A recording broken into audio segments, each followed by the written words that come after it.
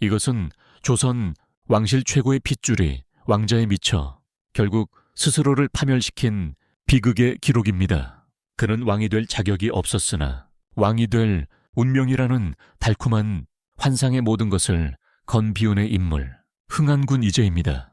그의 짧은 삶은 단 3일 동안의 허망한 왕위를 대가로 자신의 목숨과 국가적 재앙을 맞바꾼 가장 고독하고 참혹한 결말을 보여줍니다. 흥한군.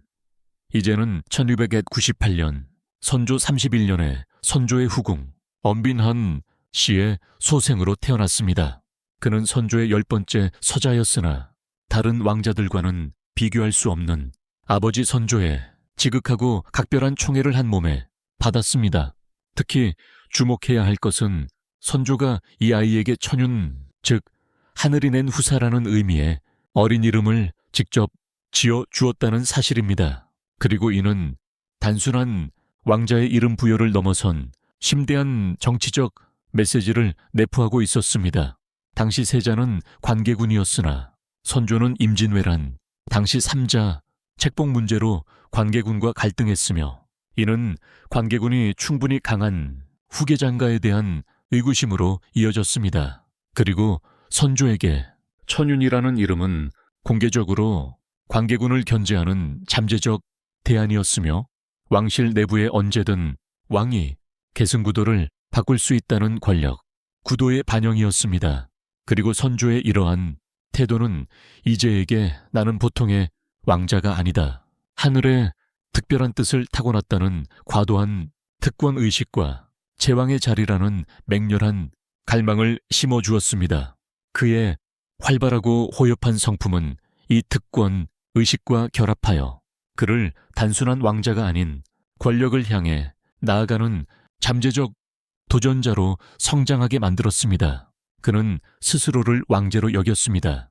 왕의 서자에게 하늘의 후사라는 이름을 붙이는 것은 당대 왕실, 종법을 근본적으로 뒤흔드는 치명적인 정치적 실수였으며 이는 이제가 스스로를 역사적 정통성을 가진 존재로 오판하게 만드는 결정적인 근거가 되었습니다. 이러한 운명의 굴레는 이제 삶 전체를 집어 삼키는 그림자가 됩니다. 그 이름이 곧 족스였습니다. 이제 야망은 단순히 왕자를 향한 정신적 갈망에 머무르지 않고 이를 실현할 수 있는 구체적인 물리적 기반을 갖추었습니다. 그는 선조에게서 하사받은 사패지를 통해 막대한 재산을 축적했습니다. 조선 왕실의 3자 왕자로서 그는 다른 왕족들보다 훨씬 넓은 토지와 노비를 하사받았고 이를 기반으로 사적인 경제력을 키웠습니다. 그리고 선조실록과 인조실록, 기록을 교차 분석해보면 이 사패지의 규모와 이를 통해 확보한 곡물 및 현금 수익은 당대 어떤 왕족의 부와 비교해도 상위권이었습니다. 이는 이제 호화로운 삶을 지탱하는 기반을 넘어 반란을 위한 은밀한 군자금줄로 기능했습니다. 그리고 사패지에서 걷어들인 막대한 조세와 관리하던 노비의 규모는 그가 훗날 사적으로 군사들을 포섭할 수 있는 경제적 동력이 되었습니다. 돈은 곧 힘이었습니다.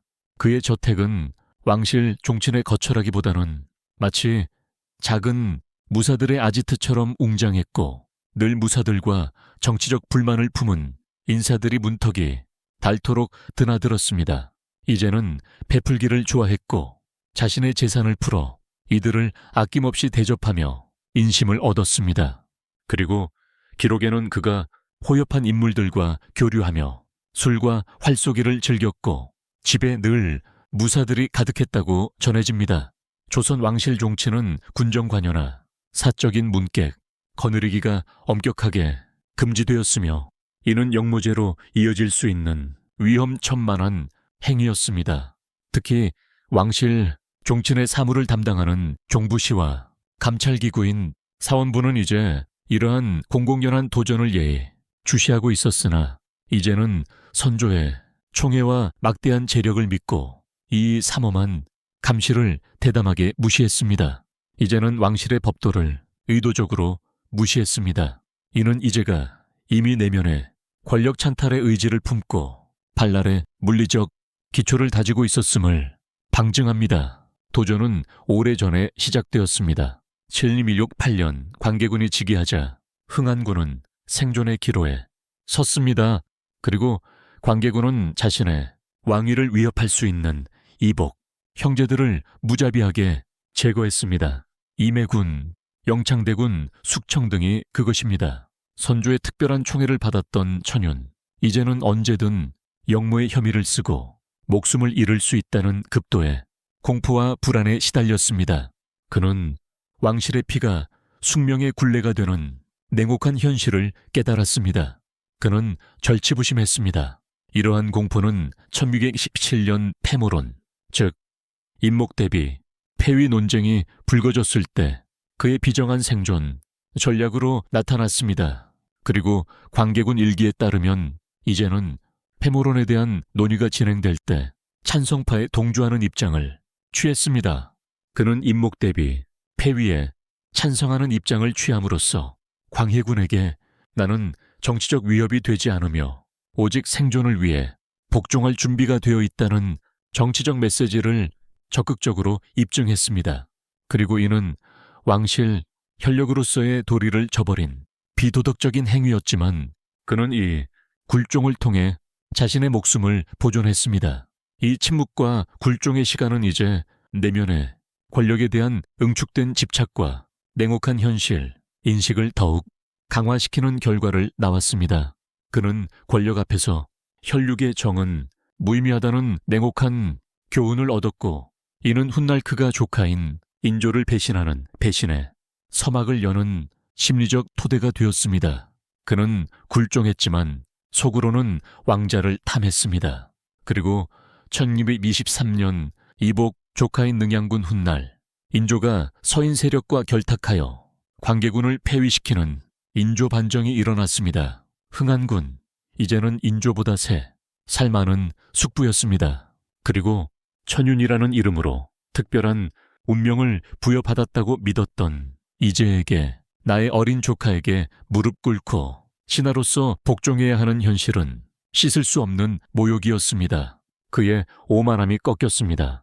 이제는 인조 반정을 통해 왕위가 군사력과 명분으로 탈취될 수 있음을 목격하고 자신의 권력, 찬탈의 의지를 재확인했습니다.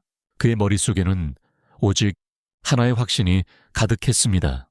그리고 광개군에게는 굴종했으나 나보다 어린 조카에게까지 고개 숙일 순 없다. 정변은 소수의 힘으로도 성공한다고 그는 생각했습니다.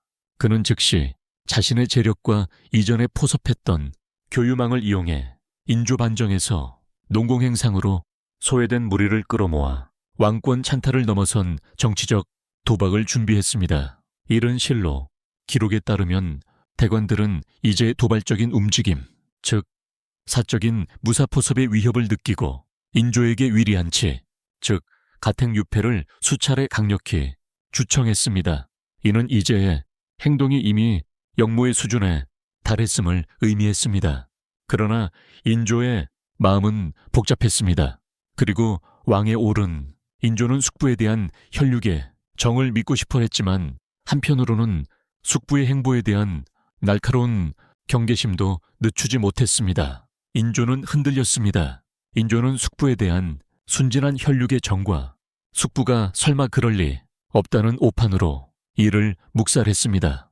그리고 인조의 이 순진한 신뢰는 흥안군에게는 면죄부가 되었고 최악의 내란을 초래하는 돌이킬 수 없는 실수가 되었습니다. 순진함이 화를 불렀습니다. 그리고 흥안군 이제의 불만에 불을 붙이는 결정적인 도화선은 바로 이괄이었습니다. 이괄은 임진환과 정유재란을 모두 겪은 조선 최고의 무장이었으며 인조반정 당시 최정의 병력을 동원하여 결정적인 공을 세웠습니다. 그러나 농공행상에서 그는 2등 공신으로 책봉되었고 이는 이과에게 참을 수 없는 모욕감과 배신감을 안겨주었습니다. 이과는 내가 서울을 피 한 방울 흘리지 않고 되찾았다. 그런데 고작 2등 공신이라니 공이 적은 자들이 벼슬을 차지하고 나라를 세운 공이 큰 나는 변방으로 쫓겨났다라며 조정에 대한 격렬한 분노를 표출했습니다.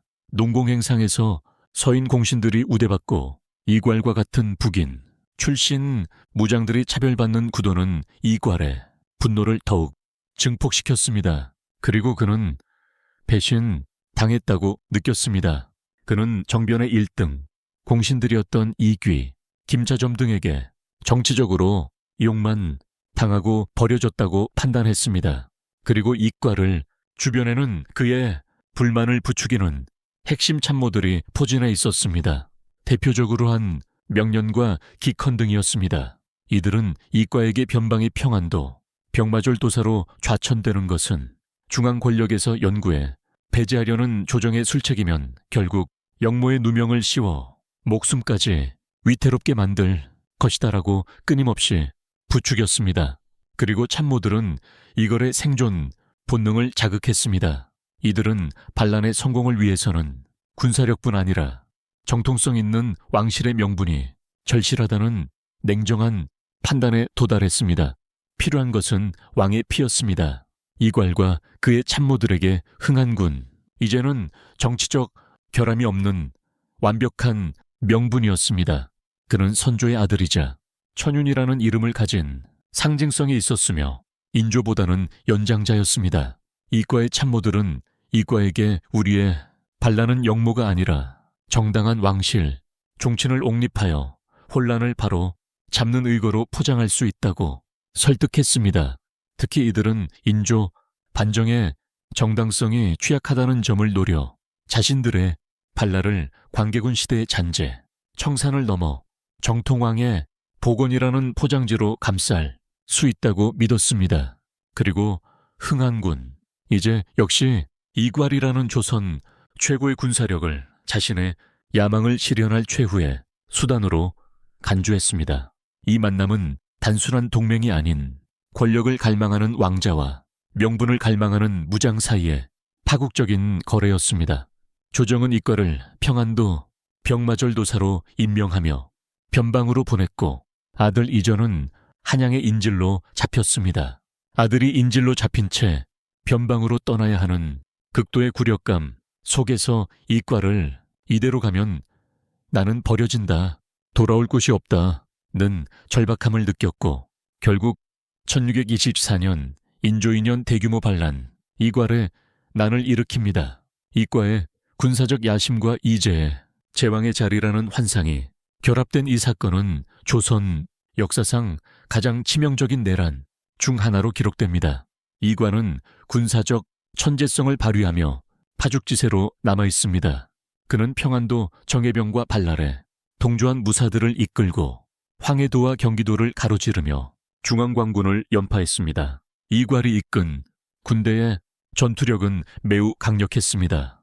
특히 그가 거느린 항고에, 즉 투항한 외인들은 조총 사용에 능숙하여 관군에게 치명적인 타격을 입혔습니다. 이괄이 평안도에서 반란을 일으켜 남아있을 때 조선 팔도의 민심은 크게 동요했습니다.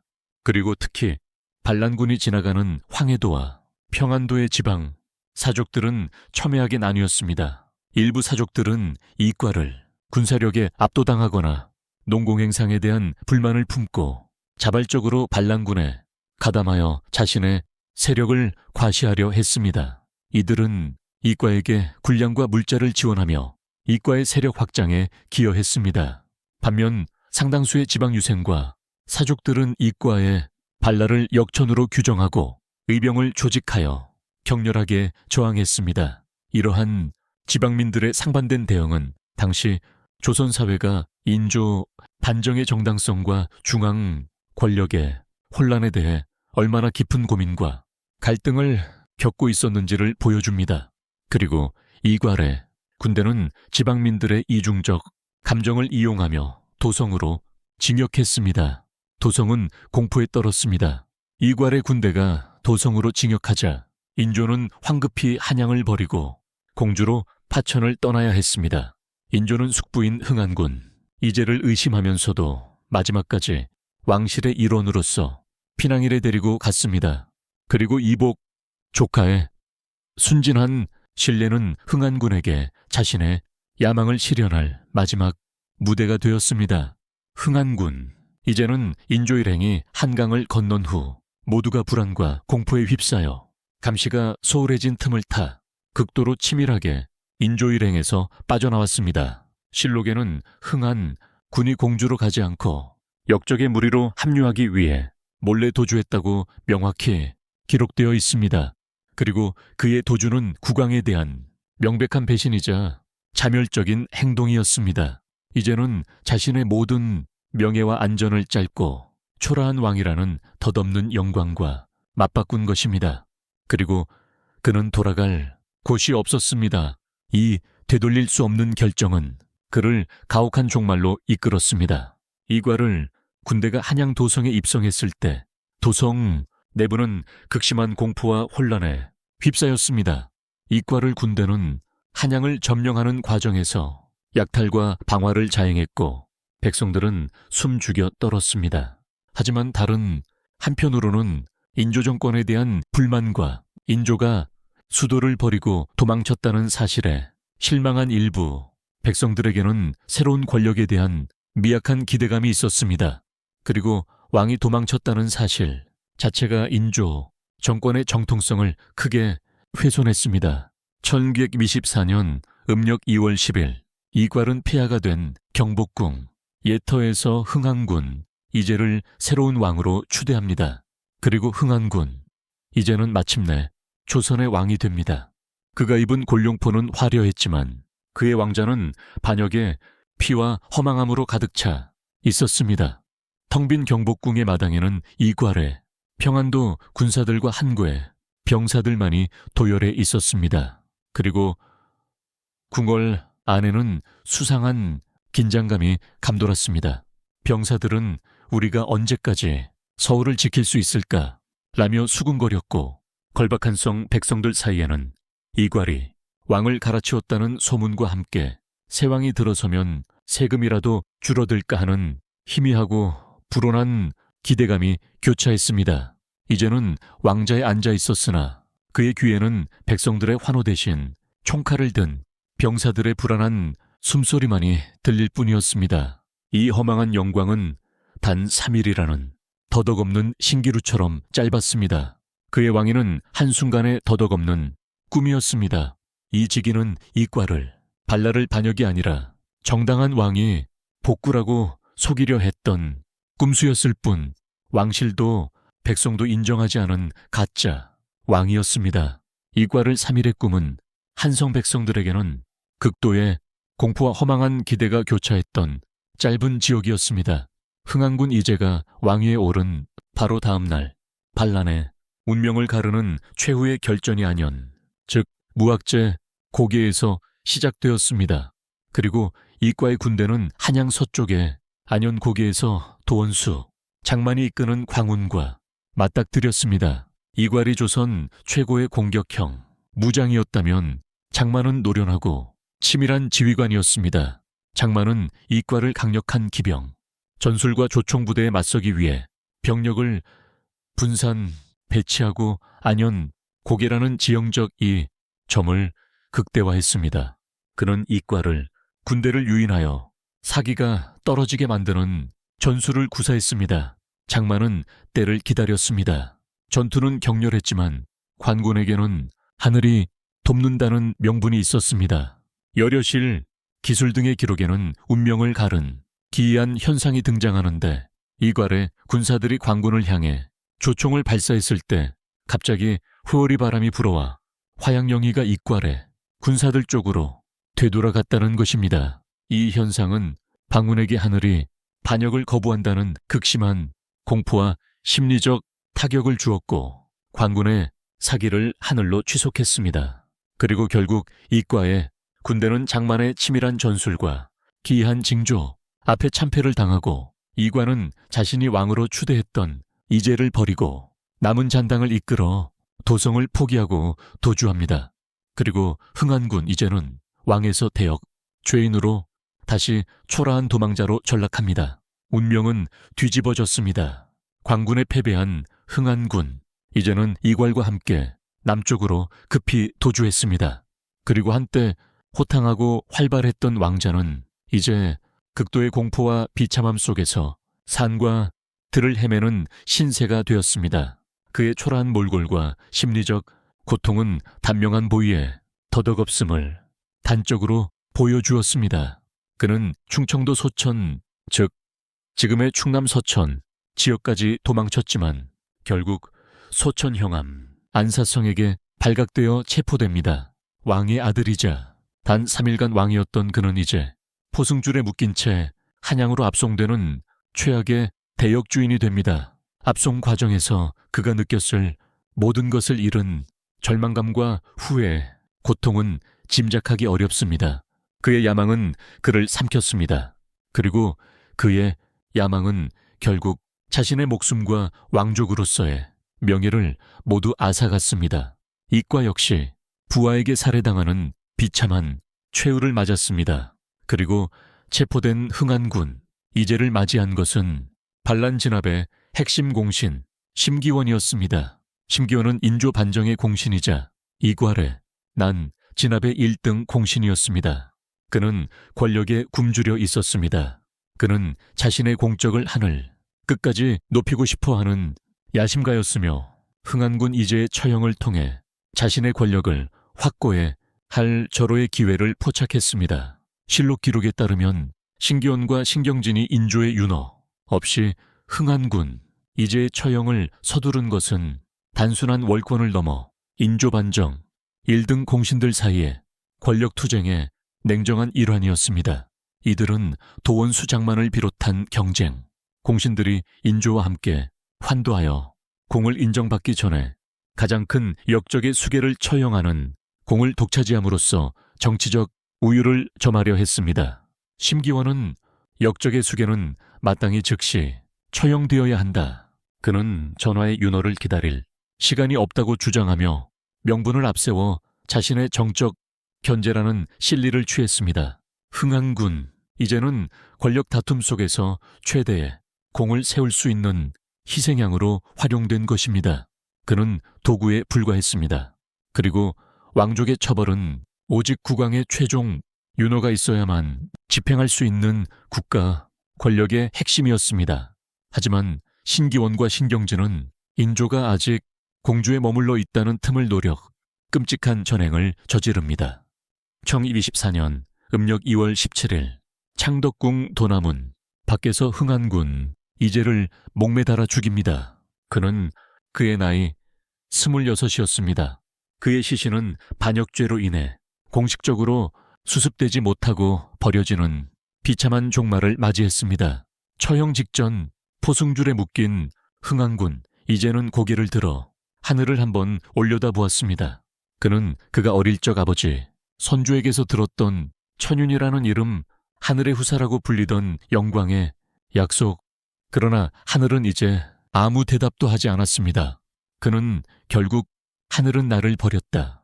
그는 제왕의 자리라는 환상이 자신을 절벽 끝으로 몰아세웠음을 깨달았습니다. 마지막 한 줄기 미련과 오만마저 꺾인 순간이었습니다. 훗날 인조는 이 사실을 알고 격렬하게 분노했습니다.